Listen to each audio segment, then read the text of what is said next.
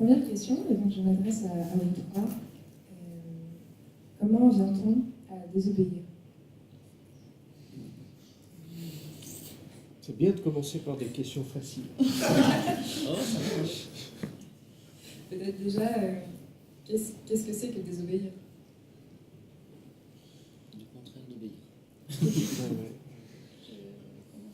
Oui, bon, on va faire... Non, mais enfin, les règles élémentaires de politesse voudraient que...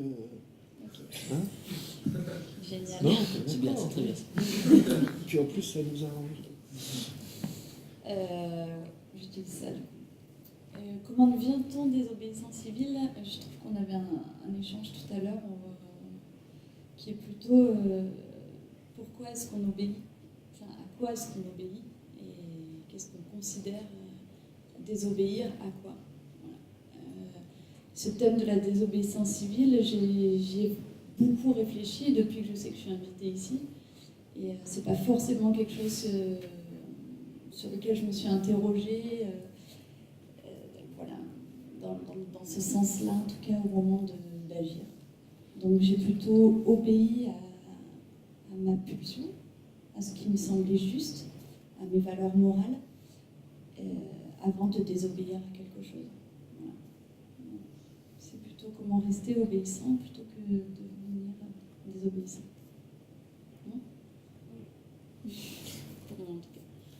Ouais, alors c'est vrai que moi l'expérience c'est pas tout à fait la même parce que je suis professeur à Sciences Po, ce qui veut dire que je suis quelqu'un de très docile évidemment, de très obéissant parce qu'on n'arrive pas dans des institutions comme ça sans avoir donné des gages, hein, qui sont des gages académiques. Donc je suis quelqu'un de très très obéissant aux règles sociales. Cela dit, ça ne m'empêche pas de réfléchir sur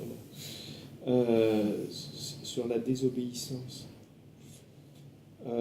Donc moi j'ai pas une expérience, j'allais dire, j'ai pas une expérience articulée, concrète de la désobéissance.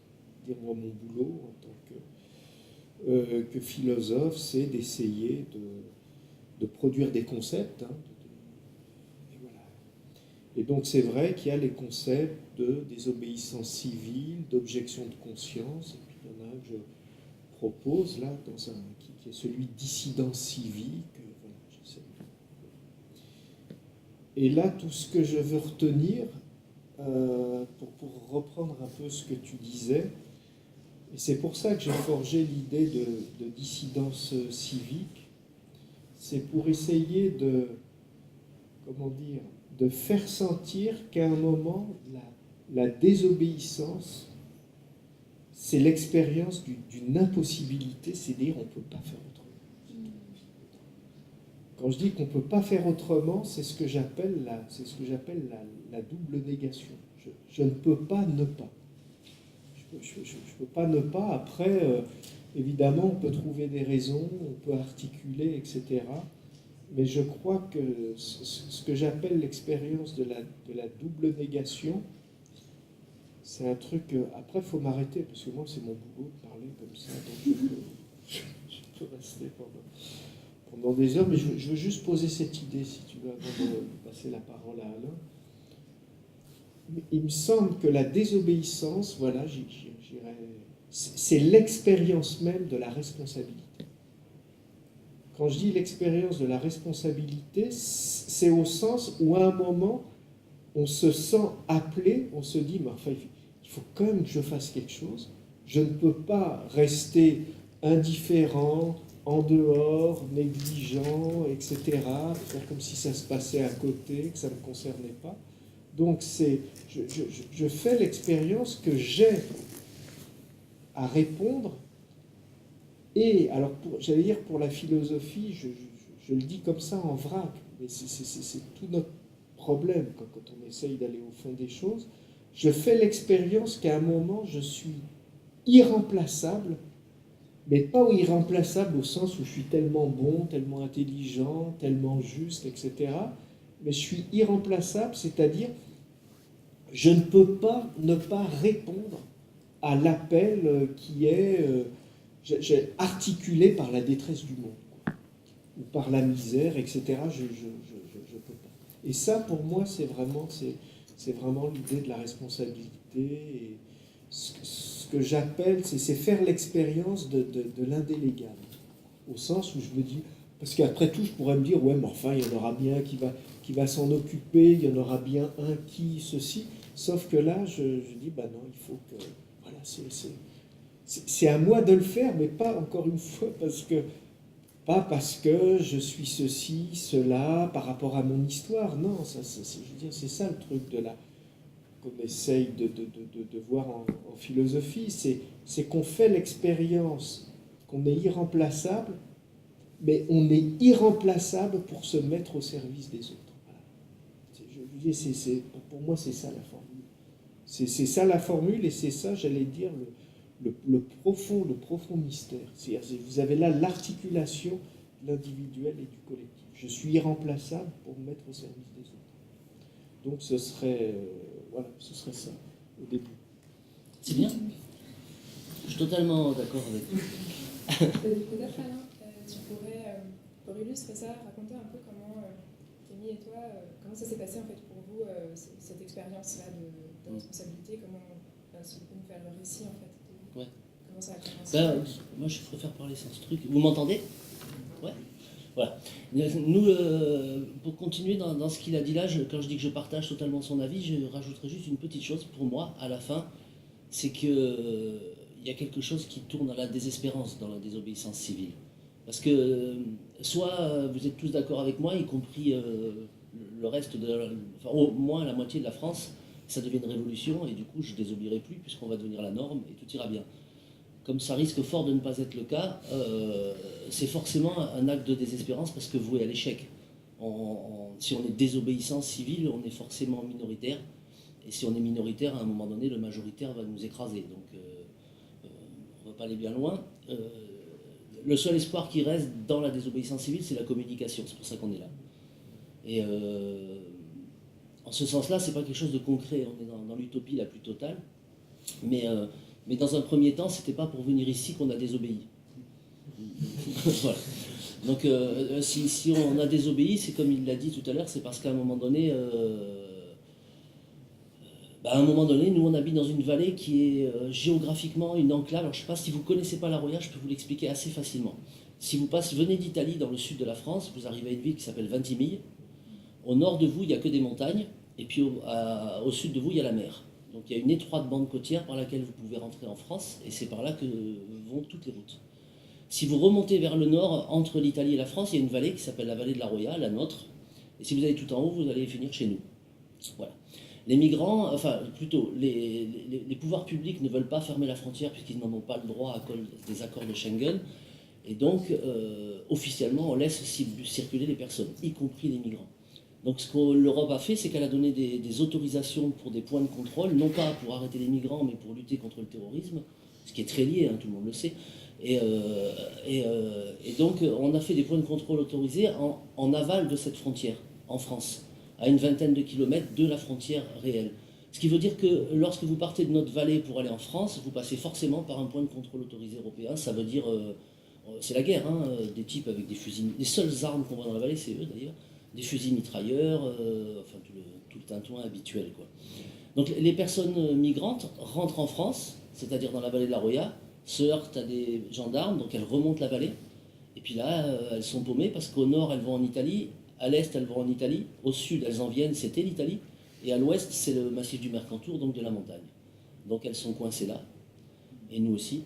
Donc les deux derniers, ça s'est passé tout bêtement, Camille a amené les enfants à l'école, on a des petits-enfants, et elle a vu deux petits jeunes au bord de la route, et ils avaient froid, ils avaient faim, ils ont fini à la maison. Alors on désobéit, pour finir, donc pour expliquer, on ne désobéit pas vraiment, nous on obéit, comme l'a dit Camille, on obéit au bon sens et à l'humanité, enfin bon, on en reparlera peut-être après, des choses plus qu'on pourrait définir plus clairement, ce qui nous concerne en tout cas, mais on désobéit parce que normalement, en France, pour l'instant, pénalement parlant, on a le droit d'héberger des personnes migrantes sans papier. Pour l'instant, ça n'est pas pénalisé. Mais on n'a pas le droit de les transporter. Alors on a le droit de les aider en les transportant, mais si en les transportant, vous faites exprès d'éviter un gendarme, vous êtes coupable. Donc en ce sens-là, on désobéit aujourd'hui, et c'est pour ça que dans la vallée de la Roya, il y a actuellement 12 procès en cours, pour des raisons qui sont de cet ordre-là. Aide à la pénétration illégale d'étrangers sur le territoire français. À savoir aussi qu'ils sont donc de force ramenés en Italie, et on a des preuves et de nombreux témoignages de leur maltraitance en Italie. Donc sinon, on laisse les pouvoirs publics agir. On sait que ces personnes vont forcément soit risquer leur vie, leur santé et leur fatigue en montagne, soit être maltraitées de là où ils viennent. Donc voilà, la réflexion n'est pas... On est tirant-passant irresponsable pour le service de l'autre.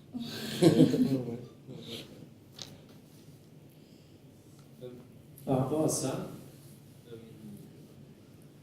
donc vous venez de dire quelque part que la loi est très imparfaite, voire amorale, si j'ai compris. Oui. C'est pas la loi qui l'est, c'est l'application de la loi, pardon. Parce que la loi protège les migrants. Ils sont censés avoir le droit de faire une demande d'asile, et il y a une procédure qui existe. C'est actuellement l'application de cette loi qui est déficiente. D'accord.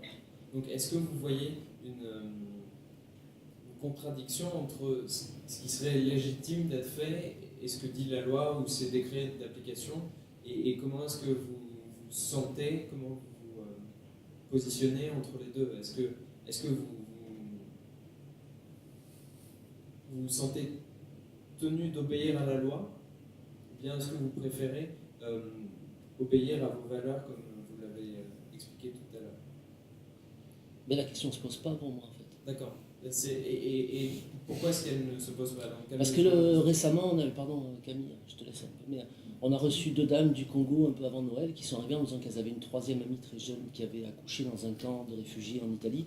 Ça s'est mal passé, elle a eu une césarienne, on l'a ramenée au camp, elle n'a plus jamais vu un toubib. Quand elles sont parties, elle se mourait avec du pus qui sortait de la plaie en bas, avec un bébé dans les bras qui avait plus de lait à téter. Elle voyait ni médecin ni quoi que ce soit.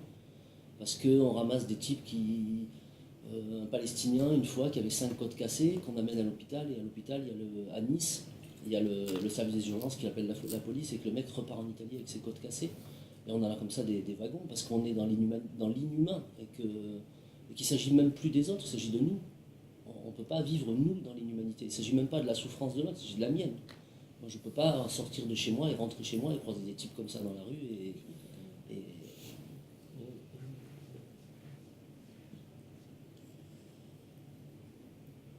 Juste quelque chose pour rebondir sur le je ne peux pas ne pas. Oui. Moi, ça n'a pas, j'ai l'impression, ça n'a pas été ma première dynamique. La première fois que j'ai désobéi à la loi, c'est elle qui a commencé. j'ai livré je suis arrivée au camp, en fait, un peu par hasard, qui se faisait à la frontière. Et j'ai vu ces personnes qui étaient là, et la seule chose que je me suis dit, c'est pourquoi ça m'a pas semblé juste. Donc c'était plutôt qu'est-ce que je veux et qu'est-ce que je peux. Et c'était pas je ne peux pas ne pas, voilà, je ne peux pas laisser ça faire.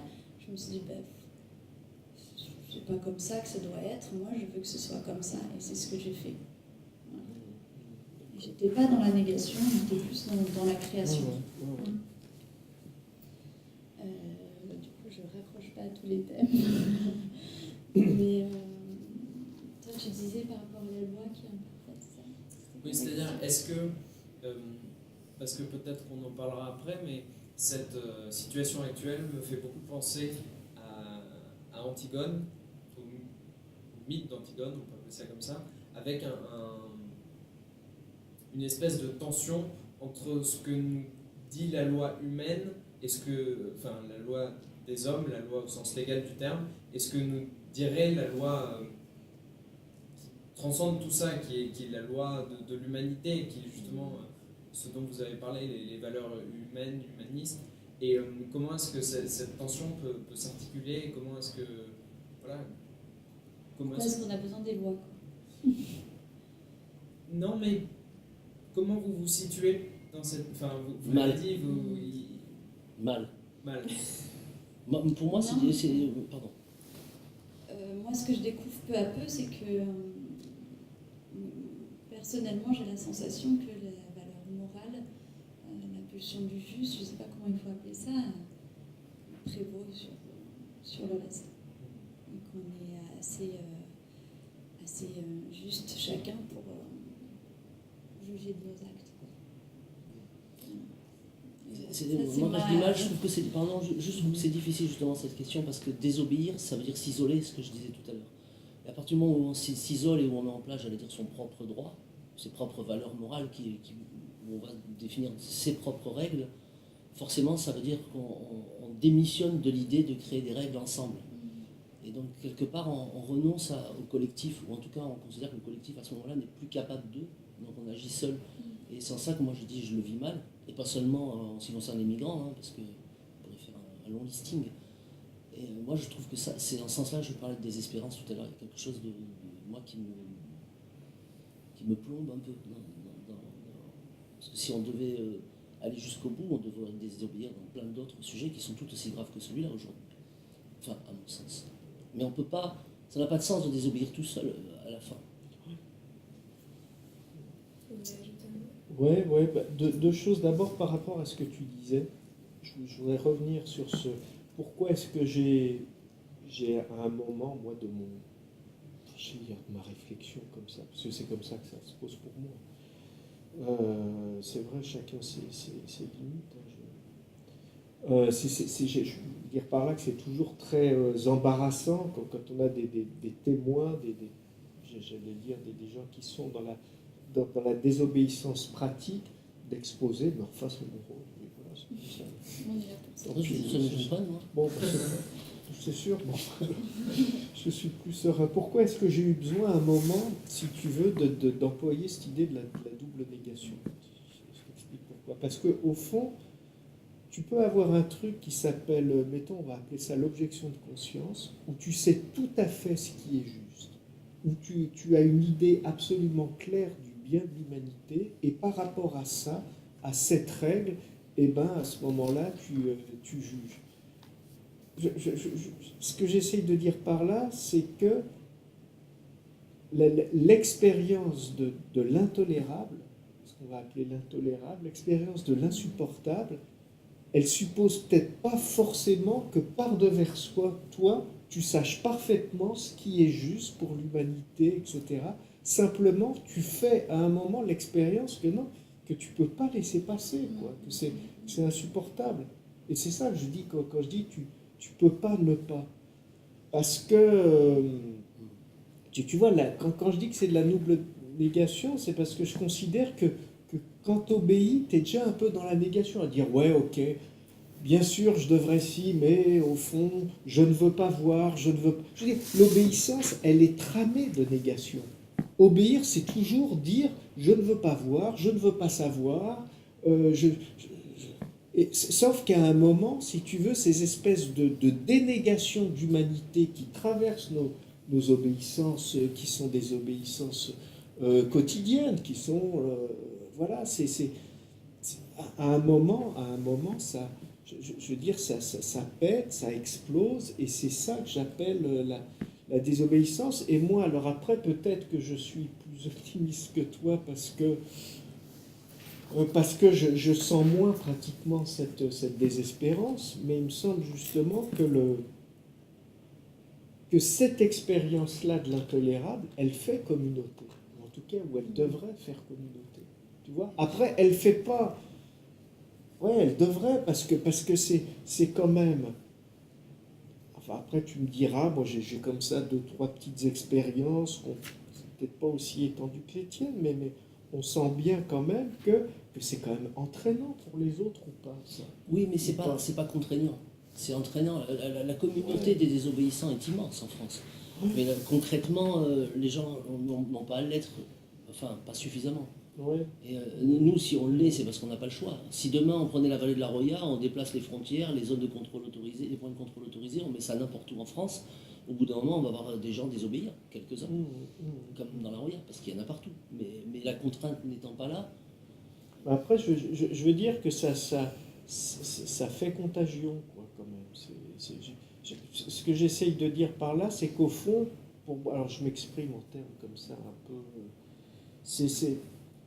C'est au moment où tu fais l'expérience de ta responsabilité. Je veux veux dire, c'est ça qui, pour moi, je te dis les choses comme je les sens, comme je les écris, qui est vraiment un profond mystère, une espèce d'énigme de la philo morale et politique, elle tient là. Je veux dire, c'est au moment où tu fais l'expérience que c'est à toi de le faire, que tu peux pas tu vois, tu pourrais te dire que de toute façon, il y a des aides, tu vois, tu pourrais déléguer, tu fais vraiment l'expérience que c'est à toi de le faire, sauf que ce toi-là, il est immédiatement politique.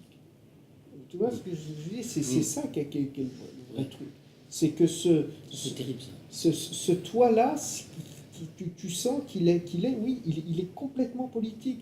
Parce que c'est pas toi avec ton histoire. Alors si, après, tu peux toujours te dire que, vu ton histoire, ok, mais non, quand tu fais l'expérience que c'est ce que tu racontais, je sais plus, oui, que tu rencontres ces jeunes au bord de la route, et tu dis non, je peux pas laisser passer. Après, la notion d'intolérable, elle est fluctuante aussi, c'est pas une valeur absolue non plus. Non. Parce que non, mais je veux dire, c'est vachement très tolérable chez nous. C'est pas des... Oui, c'est vrai. Et il y a une certaine... Moi, la question que je me posais un peu par rapport à ça, c'est est-ce qu'on apprend à désobéir depuis tout petit? Parce que moi, par exemple, j'ai jamais été une nature très obéissante. C'est un effort d'obéir depuis longtemps. Mes anciens enseignants vous en parleraient mieux que moi, mais moi j'ai été insoumis, j'ai été objecteur de conscience par la suite parce que c'était plus confortable quand le service militaire existait encore. Puisqu'on est là à nous raconter nos vies, on a décidé d'habiter dans un endroit en montagne, ils ne voulaient pas nous donner le permis alors que ça nous paraissait très cohérent, on a construit notre maison quand même. Et on fait beaucoup de choses en fait qui, au regard de beaucoup de gens, seraient déjà considérées comme de la désobéissance ou un comportement en tout cas pas très civique. Et ce qui ne nous dérange pas du tout, nous, dans notre équilibre moral par rapport à tout ça. Donc. Et dans les gens que je connais qui désobéissent dans la vallée, sur cette question des migrants, une grosse majorité sont des gens pour qui ont déjà un regard très critique sur ce monde et qui ont déjà décidé de désobéir à plus ou moins à quelques échelles que ce soit, en tant qu'agriculteur ou dans la façon par exemple de commercialiser ses produits ou de refuser des normes qui n'ont aucun sens ou des choses comme ça par exemple. Comme s'il y avait une culture de la désobéissance et que... Je m'interroge en tout cas. Est-ce que c'est plus facile quand on l'a déjà fait? C'est pas toutes les personnes qui aident les réfugiés ou prennent des risques, c'est pas forcément Non, pas que toutes, les mais quand gens, même. Mais c'est vrai que c'est une grosse partie. Et c'est vrai que moi j'ai cette sensation, moi, d'avoir entamé quelque chose et d'ouvrir les portes, de me faire plus confiance et Il y a plein de questions qui viennent aussi. C'est un autre volet, mais moi je me pose beaucoup la question de à partir de quand c'est intolérable. Pourquoi j'ai attendu si longtemps? On le sait qu'il y a des choses intolérables qui se passent dans le monde. Pourquoi j'ai attendu si longtemps pour agir? Il a fallu que ça soit devant ma porte, devant ma maison. Avant, je ne l'ai pas fait. Mais je crois que c'est juste ça, il a dit, c'est parce que tu ne peux pas ne plus. Ouais. Ça, c'est une vraie question. Ouais, mais besoin de temps. non, mais moi, je pense qu'il y a aussi, si tu veux, l'organisation même du monde est faite de telle sorte qu'on démultiplie les écrans. C'est-à-dire tout est fait pour nous déresponsabiliser. Bah ouais, tout est fait. Je veux dire, la segmentation des activités, la multiplication des médiations. À chaque moment, on peut se dire que après tout, on est impuissant, que notre volant d'action, il est dérisoire, etc. Je veux dire par là que l'organisation même du monde est quand même là pour nous. C'est une vaste invitation à la déresponsabilité, quand même. Et donc, à obéir. Si je peux ajouter des responsabilités et aussi ne pas avoir confiance en soi. Ouais, alors c'est Enfin, curieux quand tu dis ça, ça m'apporte quelque chose, parce que moi je voyais pas cette dimension que je trouve très, très importante et même très belle dans la manière dont tu l'as dit, c'est la manière dont désobéir peut apporter une espèce de confiance qui va avec le mais au fait j'existe, quoi. Tu vois, c'est ça aussi, c'est aussi sincère. Et puis de s'apercevoir que, parce que de s'apercevoir que c'est pas non plus, voilà, Je veux dire, ça s'arrête pas de tourner, la foule ne tombe pas non plus sur la tête, pas tout de suite. Pas tout de suite. Mais quand même, ouais, ça finit. Ça fait partie du truc aussi, c'est ce que je disais tout à l'heure, c'est que désobéir, t'es tout seul, quoi, contre une majorité. Et là, la majorité, je sais pas trop quelle tournure elle va prendre là bientôt, mais selon la tournure qu'elle prend, un acte qu'on pose aujourd'hui par rapport à une question comme celle-là, pour moi en tout cas, moi je vois vraiment les choses comme ça. Dans le monde dans lequel on vit et les problèmes de société qu'on rencontre aujourd'hui, je pense que cette question va devenir forcément de plus en plus prégnante et probablement traitée de façon de plus en plus comme des sagouins par les pouvoirs publics, ce qui est déjà le cas. Et forcément, on va arriver à un durcissement. C'est déjà le cas là. Les affaires ont été retirées de la juge du tribunal de Nice, c'est transféré à Grasse, on connaît le juge de Grasse, ça ne va pas se terminer pareil. Donc tout va être fait pour qu'on aggrave les jugements, pour qu'on ait des jurisprudences de plus en plus lourdes, et puis pour justement user de ça. On ne peut pas désobéir civiquement, puisque sinon on met en danger l'État. Si ça se gangrène, c'est une révolution, on ne peut pas accepter ça. Alors soit on reste tout petit, puis c'est facile de nous écraser parce que personne ne se rendra compte, soit on devient trop gros, ce sera plus compliqué, mais on nous écrasera quand même, parce que aussi petit que soit un acte de désobéissance civile, je crois, il remet en cause des fondements même de la société, c'est l'obéissance. Oui, mais tu vois Regarde comment on est traité, les condamnations auxquelles on a droit ou qu'on voit, même si elles sont virtuelles, les réquisitoires par rapport à des actes qui sont bénins, comme délinquance par rapport à Fillon par exemple, ou d'autres, mais ou d'autres. Je prends des exemples aussi. Et pourtant, on se retrouve devant une machine juridique qui est très, très, on pourrait dire, assez violente, en tout cas très agressive. Pourquoi ? C'est intéressant, et du coup, on peut même se demander, parce qu'en fait, on est quand même en démocratie, et la démocratie, c'est quand même la gouvernance du peuple. Ah bon ? Je savais pas moi. Texto. Et du coup, justement, si vraiment le peuple gouverne, on peut se dire que c'est lui qui sait, que c'est lui qui a la connaissance des choses, et du coup, c'est lui qui est capable de prendre les bonnes décisions pour le bien commun, pour disons, les lois collectives.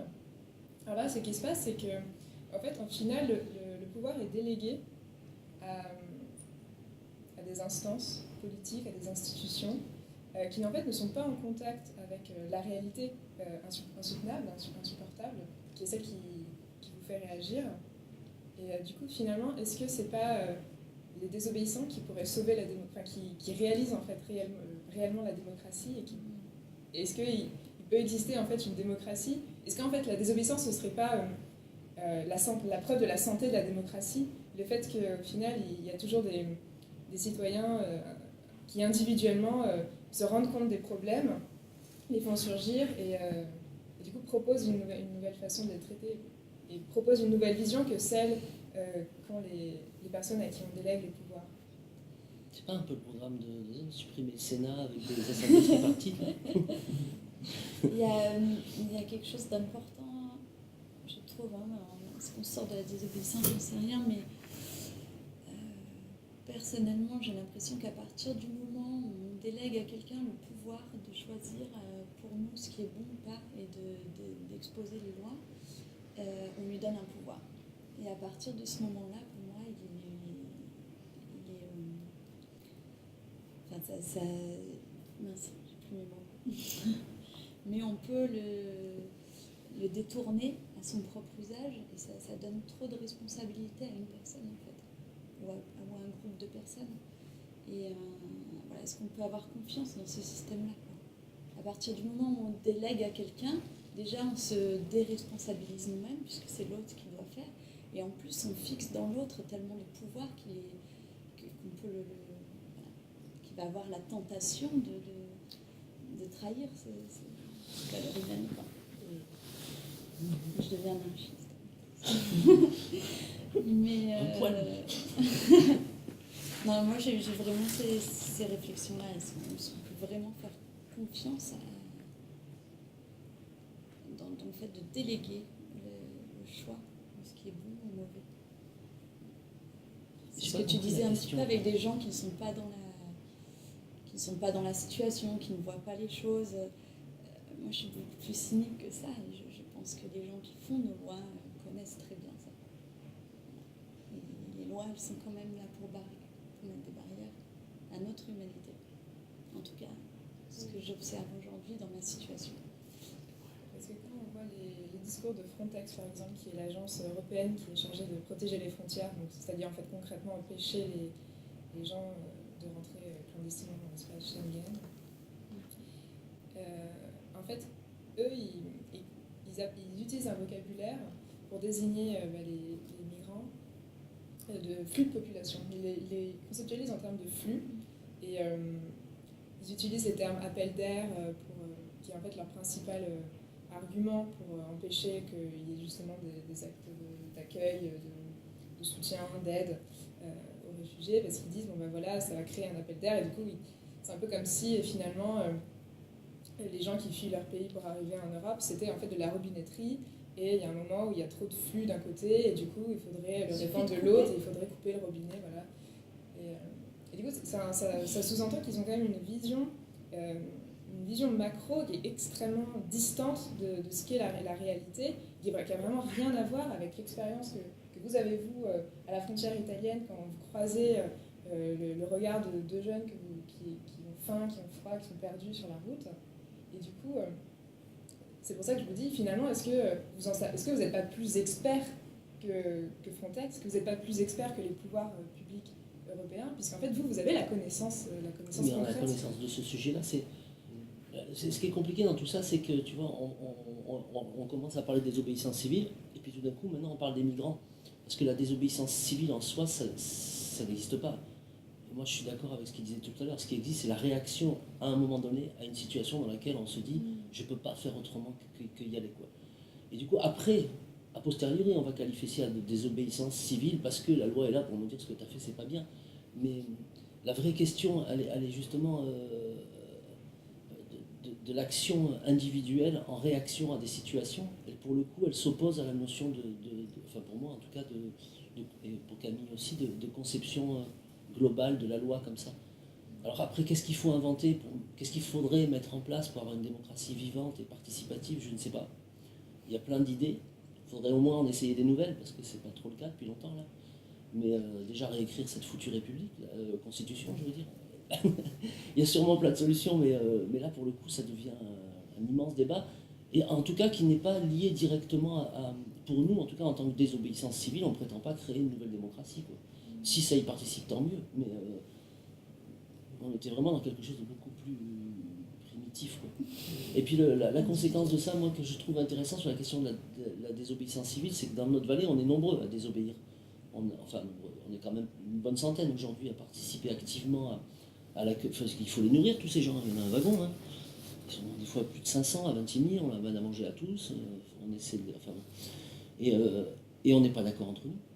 Les raisons pour lesquelles on désobéit, les moments auxquels on a désobéi pour la première fois, et comment on envisage l'avenir de tout ça, jusqu'où on est prêt à aller, par exemple, sur toutes ces questions-là, il n'y a pas du tout d'harmonie.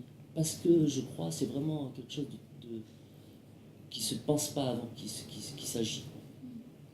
Et c'est après qu'on essaie de réfléchir. Mais... Ce que tu disais est quand même intéressant sur le fait de la déshumanisation, et pour moi elle rejoint la déresponsabilisation, c'est-à-dire que si on prend l'exemple des réfugiés, on est passé de réfugiés à migrants, puis à flux de personnes, on est comme ça dans une déshumanisation. C'est important, je trouve, à chaque instant de s'interroger soi, parce que voilà, ce qui paraît légal et normal et évident sur le point de vue d'une société, qui arrive à travers des règles et des lois, si on prend le temps de s'interroger soi, on sait ou pas où est la justice, quoi. Et, voilà, la valeur humaine, elle est là. Il faut juste l'interroger réellement, profondément. Et on trouve la bonne voie, quoi. Mais la déresponsabilisation, la déshumanisation, c'est quand même très très fort. Elle a raison. Ouais. Moi j'avais été... C'est vrai, frappé par, quand on prend un peu les choses, j'allais dire, à l'échelle des siècles, je vais commencer par ce que j'avais appelé le renversement des monstruosités. C'est-à-dire par l'idée, au fond, si on regarde les textes du 18e, du 19e, etc., on a vraiment l'idée que pour accéder à l'humanité, il faut obéir. Et que l'obéissance, ça c'est quelque chose qui est inscrit aussi dans la culture, que le salut de l'humanité passe par l'obéissance et qu'au fond, obéir, et que celui qui désobéit, il est du côté du sauvage, il est du côté de l'incorrigible, il est du côté de celui qui est complètement anarchique et qu'avec ça, on ne peut pas faire société, etc. Ciotti, Alpes-Maritimes. Voilà. Et ce qui est très étonnant, c'est que je veux dire, ce que va apporter, à mon sens, le XXe siècle, mais avec l'expérience politique très dure qu'ont représenté les totalitarismes, c'est l'espèce de renversement où précisément la monstruosité, ça va être l'obéissance. C'est-à-dire que ce que va apporter l'histoire du XXe siècle, c'est quand même l'idée de crimes d'obéissance. C'est-à-dire qu'au fond, on va juger des gens et on va les trouver criminels parce qu'ils ont obéi. Et ça, alors je veux dire, derrière, il faut voir qu'effectivement, si on essaye de réfléchir un peu, on voit bien qu'au fond, quand on disait celui qui désobéit, c'est celui qui désobéit, il est monstrueux, on était dans l'opposition entre, j'allais dire, l'humanité et puis quelque chose qui serait une bestialité un peu sauvage, une sauvagerie. Mais au XXe siècle, l'opposition, c'est entre l'humanité et la machine, et la machinerie, et la gestion purement, j'allais dire, chiffrée des choses, etc. Ce qui fait, j'allais dire, qu'une des leçons du XXe siècle, ça va être que la désobéissance, que l'affirmation de l'humanité passe par la désobéissance. On a déjà reçu cette leçon, hein, Oui, normalement. oui, on l'a reçu, mais après il la faut en Seconde faire. Guerre mondiale, les Ouais, mais procès après, faut en ont faire. condamné l'obéissance. Ouais, après il faut en faire quelque chose. Faut en faire quelque chose. On a déjà condamné l'obéissance. Alain Pardon. Non, vas-y. Je voulais revenir, et peut-être Frédéric aussi. Vous avez dit quelque chose tout à l'heure qui m'a paru vraiment très intéressant. Vous avez dit que si on... Pardon, la formule. Non, c'est pas grave. Non, mais j'aime bien dire des bêtises, mais je n'en dirai plus, je fais attention. Mais là, c'était très intéressant. Là, le reste. Vous avez dit que quand on désobéit, finalement, on a l'impression de déstabiliser l'ordre. Je crois que c'est l'ordre qui a peur d'être déstabilisé. Mais Moi, j'aimerais déstabiliser l'ordre. Hélas, pour l'instant, mon battement d'aile de papillon ne suffit pas. Mais c'est l'ordre qui est... À chaque fois qu'on a... Si on regarde dans l'histoire, par exemple, l'IRA en Irlande, ici, Nathalie Ménégout et ses potes, là, à l'époque, tous ces gens qui ont à un moment donné, qui étaient des anarchistes ou des militants, finalement, ces gens, bon, en IRA, c'était peut-être un peu plus grave, mais ne représentaient pas un si immense danger. Des crimes, on en a beaucoup. Personne n'a jamais été traité comme ils ont été traités en prison, avec des peines aussi lourdes, avec des confinements en prison très longs. Et on a ce qu'on assimile à du terrorisme quand les gars avaient pété les machins du TGV, là, par exemple. C'est insignifiant, on a retardé un train, tu vois. Il y en a tout le temps, à Paris, des trains retardés. Sauf que là, on a supputé que c'était un acte terroriste de destruction. On a tout d'un coup une violence policière, parce que la loi, l'ordre et l'obéissance, c'est les fondements de ce système. Si on commence à les obéir, ils font quoi nos milliardaires? Est-ce que finalement, ce que vous disiez tout à l'heure, c'est pas que, en fait, on a l'impression que la désobéissance est quelque chose qui rompt l'ordre social, qui rompt en fait le collectif, Ouais, et alors qu'en fait, finalement, il pourrait le construire. Mais c'est pas ça, ouais, c'est ça, parce que là, moi je crois que je crois qu'il y a deux visions de la société. Enfin, comment dire, c'est même pas des visions, c'est des récits. Parce que le problème, c'est comment est-ce qu'on se raconte l'histoire. Comment est-ce qu'on se raconte l'histoire. Je veux dire, et la manière dont on se raconte l'histoire, je veux dire, ces espèces de fiction, c'est des choses qui ont des effets de réalité qui sont très forts. Hein. C'est ce que je veux dire par là, c'est pas seulement des espèces de spéculation. Qu'est-ce que je veux dire? Je veux dire qu'une des manières de se raconter l'histoire, qui est quand même le récit de la modernité politique telle qu'elle s'est constituée en Occident à partir du XVIe, XVIIe siècle, c'est toute cette espèce de récits selon lesquels, je veux dire, entre individus, on est vraiment prêt, mais s'il n'y avait pas de loi, s'il n'y avait pas de règles, etc., mais à se foutre dessus continuellement, etc., et que, à partir de là, la constitution d'une règle d'obéissance, c'est le salut de la communauté. Donc, toute désobéissance va passer comme une espèce de menace terrible selon laquelle, bah oui, mais enfin, si on les laisse faire, ça va se lézarder, ça va être le retour de la guerre civile. C'est-à-dire, on ne cesse d'agiter le spectre d'un retour de la guerre civile, d'un chaos social, comme ce qui serait, j'allais dire, au bout de la pente tracée par les gens qui désobéissent. Ben, à partir de ce récit, je veux dire, il y a un autre récit, alors qui est peut-être moins fondateur, mais qui est tout aussi intéressant, qui consiste à dire que oui, les gens sont là, il y a des structures d'entraide, etc. Puis à un moment, ça devient très compliqué. Donc c'est vrai qu'on délègue. On délègue, mais si tu veux, même par rapport à ce que tu disais, on délègue, mais de manière provisoire. C'est-à-dire, on est des intermittents de l'obéissance politique, fondamentalement. On délègue parce qu'on a autre chose à foutre, mais heureusement qu'on a autre chose à faire. Et puis, à un moment, on s'aperçoit que non, il commence à faire des bêtises. Mais à ce moment-là, le pouvoir, on le reprend. Et ça, si vous disiez, ça pour montrer que ce qui s'appelle désobéissance civile, c'est pas tant ce qui menace le social que ce qu'il constitue. Et ça, mais si tu es après dans la pensée politique, les gens qui vont penser des choses comme ça va être une minorité, hein, ça va être une minorité. Mais tu as toujours l'idée qui consiste à dire, mais au fond, dans la désobéissance civile, enfin, moi, dans ma petite expérience que j'ai, on fait société quand même. Je veux dire, c'est des trucs, c'est pas chacun tout seul dans son coin qui désobéit par rapport à son idée de la justice et qui après est très content parce qu'au moins il a la conscience claire. C'est pas ça la désobéissance civile. Ça, c'est l'objection de conscience, consiste à dire, bah, moi j'ai des valeurs, et à la limite, celui qui, le maire, vous allez me dire, mais c'est un exemple complètement à côté, mais pas du tout. Le maire qui considère que dans la nature, fondamentalement, il y a des hommes et des femmes, et que le mariage est fait pour... et qui refuse de marier, je veux dire, oui, il fait de l'objection de conscience. C'est-à-dire qu'il dit, bah, moi je peux pas, parce que par rapport à ma conscience, etc. Mais là on parle de quoi? Et pourquoi est-ce que ça vient avec l'exemple des migrants, cette histoire de désobéissance civile? Parce que c'est le problème de avec qui est-ce qu'on fait société, fondamentalement.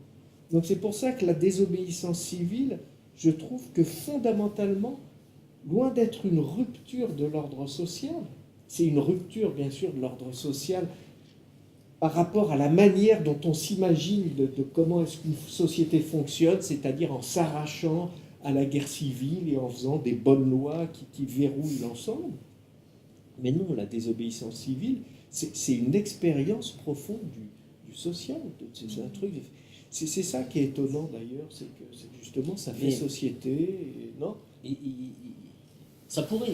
On nous laisse des sas pour évoluer comme ça. C'est ce qu'ils font en ce moment. Il y a par exemple Cédric, que vous connaissez peut-être, Héroux, là. Oui, c'était une célébrité, notre producteur d'olive national. Maintenant, ça en arrive à un point où les gars arrivent chez lui quand ils sont mineurs. Alors, les mineurs, ils arrivent chez lui parce qu'ils le savent, donc ils viennent là. Puis quand il en a assez, il téléphone à la PAF, la police de l'air et des frontières, donc ils viennent. Ils disent, j'en ai 15, ils viennent. Ils les prennent, ils les amènent à l'ASE, l'aide sociale pour l'enfance, et puis là, ils restent 2 jours et ils s'échappent, et ils rentrent en France. Et quand l'ASE est saturée, les éducateurs les prennent et les amènent dans une association totalement illégale d'accueil de migrants, où les gendarmes viennent parfois faire des perquisitions, et ils sont officiellement par les systèmes éducatifs de l'État. Et donc, en fait, on a maintenant le réseau des désobéissances civiles qui finalement pallie sur un plan social un accueil que l'État n'est pas en mesure de faire. Pour nous, si tu veux, les dirigeants du département préfèrent les voir disparaître ailleurs, c'est le discours officiel du préfet, hein, on l'a enregistré. Et donc, on leur rend service. Et quelque part, il y a une espèce... Ils préfèrent nous noyer dans la légalité, comme ça, qu'on ait une apparence de légalité, se servir de nous, et qu'on se taise. Et que ça ne fasse pas de vagues. Par exemple, que vraiment continuer à nous combattre, parce que c'est pas des combats intéressants pour eux collectivement. Parce que, comme ils disent, ça fait société, parce que malgré tout, on est là, vous êtes là, il y a des gens qui parlent de ça de plus en plus, et c'est toujours embêtant des gens qui commencent à se dire que peut-être on peut faire autrement qu'obéir, et que finalement ça marche pas si mal. Je trouve ça très intéressant ce que tu disais sur la croyance, hein, c'est la sauvagerie de l'homme. Qu'est-ce qui nous entretient en fait cette croyance? Moi, c'est quelque chose qui me touche beaucoup aussi. Pourquoi est-ce qu'on ne se sent pas maître de nos destins? Pourquoi est-ce qu'on pense qu'il faut obéir à quelque chose de dicté pour pas se mettre les uns sur les autres? J'ai pas l'impression que l'humain est fondamentalement mauvais. Et c'est très impressionnant de voir à quel point la croyance de l'humain est mauvais et a besoin de règles pour le diriger, pour éviter que les uns et les autres se fassent du mal. C'est vraiment une croyance qui est ancrée profondément. C'est un levier de légitimation du politique. Exactement. Mais elle est tellement entretenue. Enfin, moi je vois maintenant, j'ai pas de télé. Hein, j'ai commencé par là, peut-être la désobéissance, mais moi j'ai pas de télé, j'écoute pas la radio, c'est un matraquage constant qui nous montre quasiment que des choses négatives de l'humain. Ce qui nous donne les médias en ce moment, c'est pas quelque chose qui nous permet de nous relever en disant mais je suis bon, je suis capable moi de réfléchir et de trouver les choses qui vont me faire du bien, la voie vers laquelle on peut aller. J'ai mon propre libre arbitre et je peux m'en servir. Non, ce qu'on nous montre, c'est vraiment le contraire. Hein. Et cette croyance est tellement ancrée que nous, qui agissons, je trouve, avec humanité, on finit par être diabolisés. C'est quelque chose qui est tellement fort, la croyance. Diabolisé. C'est ce dont j'essayais de parler quand je disais de confiance en soi. C'est cette croyance qu'on a vraiment besoin de ça, et si on ne suit pas, c'est forcément la guerre civile. Ce qui est étonnant, c'est qu'il faudrait que vous veniez voir ça, mais c'est quand même... nous, on est une vallée, il n'y a rien. Il y a une route et des moutons, quoi. Il y a des touristes l'été, mais enfin, je veux dire, on est, je sais pas combien, on est 5000 habitants dans la vallée au total, un truc comme ça. Tu vois jamais un fusil. On n'a pas eu une agression à main armée depuis je sais pas combien de temps. Tu vois. Et là, tout d'un coup, on a 300 mecs en permanence avec des fusils de guerre, des engins 4x4 de toutes les couleurs. Il y a 2 drones, un hélicoptère qui tourne la nuit au-dessus des maisons. Enfin, des trucs, j'étais sur une petite route de montagne, puis d'un coup, il y a des trucs de lumière qui font 15 mètres de long avec 7 ou 8 flics qui barrent la route comme ça. Et les types ont honte de leur travail. J'ai jamais vu des flics aussi gentils, ils s'excusent, ils ont... Si, c'est vrai, les gars, ils sont posés là et ils s'ennuient, ils font un truc qui sert à rien, ils en ont conscience. Pas là pour ça, ils désobéissent, d'ailleurs, beaucoup désobéissent. On a beaucoup de flics là qui voient... Nous, on a un gars qui habite chez nous depuis 9 mois, un Guinéen, qui attend la réponse de l'OFPRA à l'heure actuelle. Je passe la frontière avec lui en voiture, c'est pas écrit dessus qu'il attend, ça pourrait être un migrant. Le nombre de fois où on voit des gendarmes, ils font comme ça, ils tournent la tête, ils ne nous voient pas. Parce que les agents de sécurité à la gare des Arcs, ça par exemple, c'est très symptomatique. À la gare des Arcs, ils ont rajouté des portails de sécurité à cause des terroristes. Toujours eux. Et donc, ils sont au moins 8 ou 9, là, les agents de sécurité, à contrôler tout le monde. Puis nous, à un moment donné, on a amené des migrants en bagnole. Alors, comme ils les arrêtent dans toutes les gares, sauf là-bas, on allait jusque là-bas. C'est quand même à 130 bornes de chez nous. Mais... Voilà. Et en arrivant à la gare, la première fois, mon petit frère est arrivé un jour avec 8 mecs. Il était voir les gars, il a dit « Je suppose que vous êtes là pour les bombes ?» Il fait « Oui, on l'explique. » Il dit « Parce que moi, je suis avec des personnes migrantes, mais c'est pas des terroristes. » Mais Titi me dit « Mais nous, on s'en fout, ils n'ont pas de bombes, les migrants n'ont pas de bombes. » Et bien, à la fin, on arrivait avec des migrants. Et le gars de la sécurité qui contrôle le terrorisme, vous savez ce qu'il faisait? Il contrôle tous les Français qui arrivent avec leur sac de sport. Et les migrants, il fait « C'est bon, ouais, vas-y. » Et ils nous laissaient passer avec les migrants parce qu'ils avaient compris que c'était pas des gens dangereux. Et nous, c'est vraiment, pour moi, c'est toutes ces choses-là qui me donnent du sens à ce que je fais. Parce qu'on ne peut pas en trouver pour moi en tout cas, dans l'action politique, ça n'en a aucune, enfin j'y crois pas du tout, moi, plus. Mais par contre, ça donne du sens. Le Nigérien qui arrive chez nous, qui te raconte l'histoire de l'énergie au Niger, avec Areva qui pompe de l'uranium depuis plus de bientôt 63 ans, je crois, à la France, ils n'ont même pas une centrale hydroélectrique au Niger. 0 production électrique au Niger. Nous, ça fait 63 ans qu'on les pille. Et toutes ces informations, nous, qu'on a grâce à eux, ne font qu'alimenter mon envie de désobéir encore un poil plus, moi. Et de communiquer là-dessus encore un poil plus. Sachant que donc, les lois pensent être dans une démocratie, nous, on voit les forces de l'ordre, ils les bafouent. C'est-à-dire que des mineurs, un gamin de 12 ans, quoi, qui est pris dans le train au-delà de la limite des 20 km, plus ou moins autorisés par l'Europe, tout ça, c'est un peu fou au niveau des lois, mais en tout cas, qui est pris dans le PACA, il est renvoyé à Vintimille, où personne n'a le droit de lui donner à manger, où on ne peut pas lui donner à boire, où les fontaines sont éteintes, et où on a fermé le Caritas, qui est l'équivalent du secours catholique. Voilà. Un enfant de 12 ans. Et ça, c'est les forces de l'ordre. C'est vraiment vicié, quoi. Là, je ne peux pas croire que autant pour la question des réfugiés, ça peut être quelque chose une discussion politique sur laquelle il peut y avoir débat. Mais un enfant de 12 ans, je pense qu'il n'y a personne en France qui va dire balancez-le, quoi. Et là, les forces de l'ordre, elles sont antidémocratiques, quoi. C'est ce que tu disais sur Yves, maintenant on a donné le pouvoir, et quand on trouve qu'il n'est pas respecté, il faut le reprendre. Je suis complètement d'accord avec ça. Coco, tu abuses, quoi. C'est bon, c'est fini. Tu vois, on peut le faire, ça. Hein. Il faut être plusieurs quand même. Ouais. C'est le problème. Mais voilà, moi je pense qu'il y a quelque chose de fondamental, hein, dans cette croyance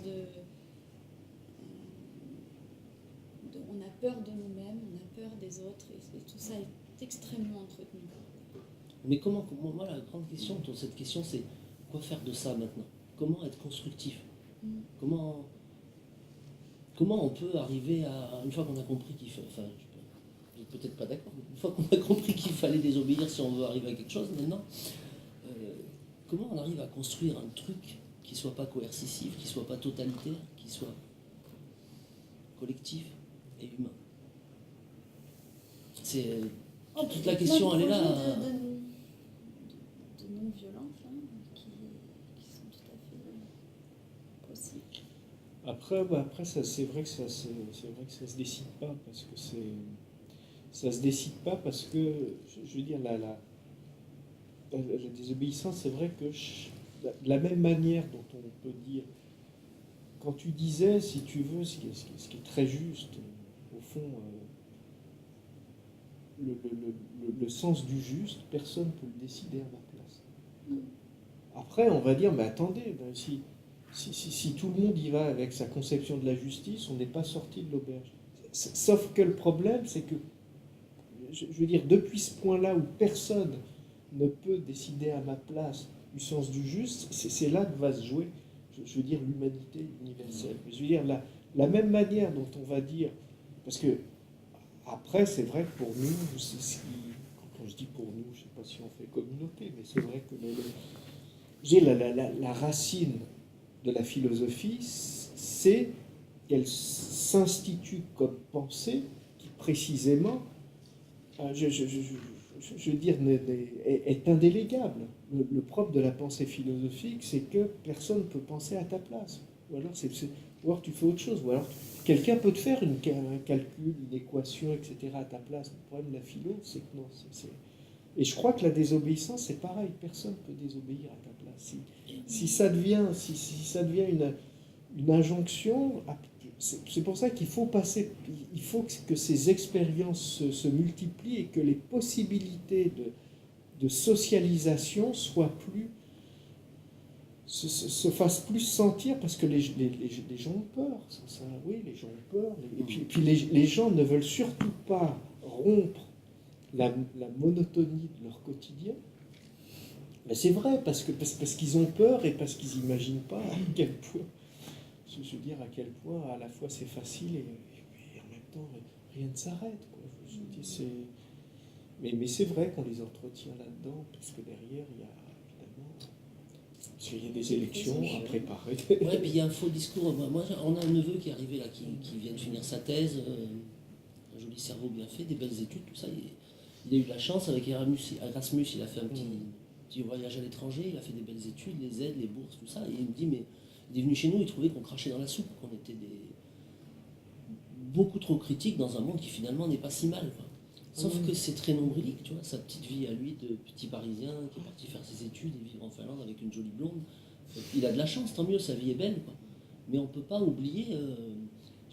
encore cet après-midi, on était au musée du Quai Branly, on a regardé un film de l'époque coloniale, au début, en 1900 et des poussières. On a envoyé des troupes françaises dans des villages au Soudan, ou au Tchad, ou au Mali. Et quand les gens refusaient de payer l'impôt compensatoire, là, on appelait ça comme ça, on a massacré, violé, détruit des villages. Exactement ce qui se passe aujourd'hui au Soudan par les bandes armées soutenues par le gouvernement. La même chose. Il y a 100 ans, c'est nous qui le faisions. Au nom de quelque chose qui était tout à fait légal et qu'on considérait comme normal. Et on a construit notre richesse et notre civilisation sur ce déséquilibre-là avec l'Afrique, quoi. On ne peut pas l'oublier. Et à un moment donné, il faut faire, je pense, si on veut... si on veut désobéir, il faut faire l'effort de comprendre aussi les choses et là, la justice, elle tombe pas du ciel, malheureusement, quoi, quand on pense une grosse partie du monde. Et il faut quand même bien se poser des questions. Et, à un moment donné, responsable de ses actes, c'est-à-dire que, vu l'état du monde aujourd'hui, est-ce qu'on peut vraiment faire confiance à ce qu'on a mis en place? Si on ne peut pas faire confiance, qu'est-ce qu'on fait? Mais il faut le faire. Parce que personne ne va le faire à notre place, c'est ce que tu disais.